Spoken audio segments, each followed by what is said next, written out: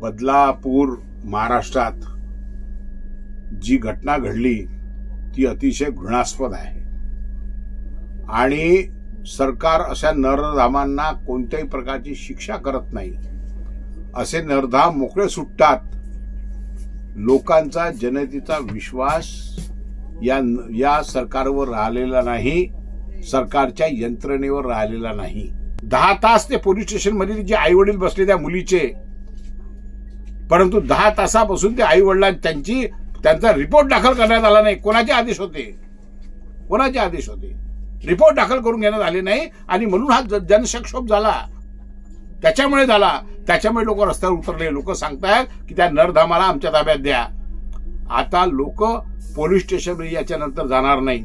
याच्यानंतर अशी घटना जर घडली तर त्या नरधामाला, अशा प्रकारचे गुन्हा करणाऱ्याला त्या ठिकाणून ठेचून मारतील, अशा प्रकारची परिस्थिती महाराष्ट्रामध्ये निर्माण झाली आहे आणि त्याच्यामुळे जनतेने सावध होण्याची गरज आहे। सरकार आपल्या कामाचं नाही, आपल्या कामात पडत नाही।